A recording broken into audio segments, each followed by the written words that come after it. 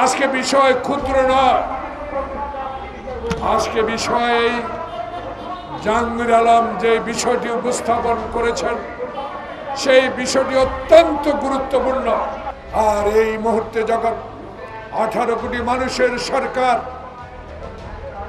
বৈষম্য বিরোধী ছাত্র তারেক রহমানের নির্দেশিত 20 বছরের আন্দোলনের অর্জিত সরকারের বিরুদ্ধে এখনো আপনারা এই মুধি এখনো ষড়যন্ত্র করে যাচ্ছেন।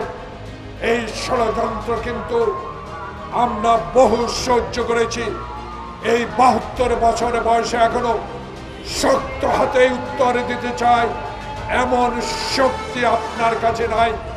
বাংলাদেশের 18 কোটি মানুষকে আবার গণতন্ত্রহীনতা করার কোন চক্রান্ত যদি আপনি করেন, আপনার বিরুদ্ধে লড়াই করে যাওয়ার শক্তি আমাদের আছে।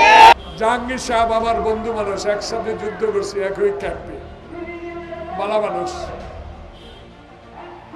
সোজা মানুষ, সারাদিন হাসে, গালি দিলেও হাসে, সমালোচনা করলেও হাসে।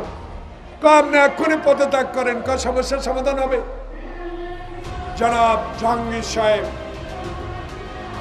আপনার কথা কারা শুনে না আমাদেরকে জানান।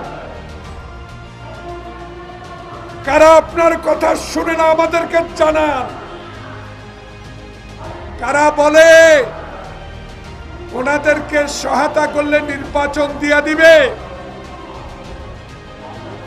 এইসব কথাগুলা কারা বলে প্রকাশ করেন। জাহাঙ্গীর সাহেব, আপনার হারাবার কিছু নাই।